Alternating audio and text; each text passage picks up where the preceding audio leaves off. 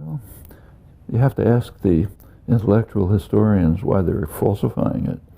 But the case of Adam Smith was first of all, he was essentially pre-capitalist.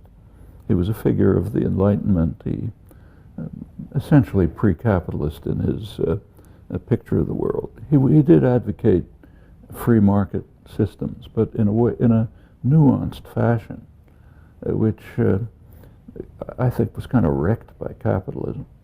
So, for example, take the term invisible hand, which everybody uses to mean the wonders of the market. He used it twice in any relevant context.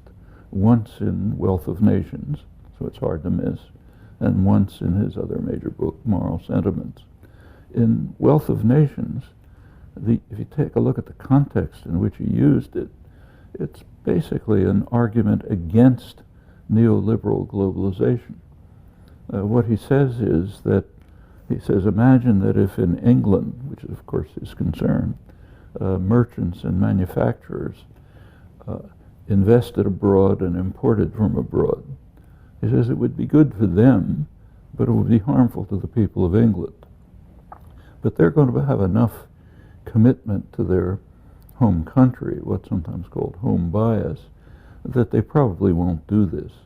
So as if by an invisible hand, England will be spared the ruins of what we now call neoliberal globalization. That's pretty much the context in which he said it. The second use in Moral Sentiments is an argument, not a good argument, but an argument in favor of equality. What he argues is that if it's an agrarian society mostly, he says if some landowner accumulated a huge amount of land and people were dependent on him, just by his natural sympathy for others, he would distribute the wealth so that it would end up with people being relatively equal by an invisible hand. That's not the way the term is used today. And you can find case after case like that. So sure, he was in favor of markets. That much is true, free markets. And some of the reasons were that, for example, he argues in Wealth of Nations, again, not a good argument, but that's not the point. He argues that under conditions of perfect liberty, markets will lead to perfect equality, which as an Enlightenment figure, he regarded as a desideratum. So I think you have to, actually, Ricardo said somewhat similar things, the other great founder of classical economics.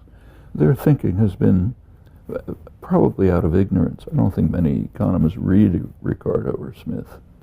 So kind of rumors have developed which then get repeated, and finally we get a version which is pretty different from the original, particularly in its setting.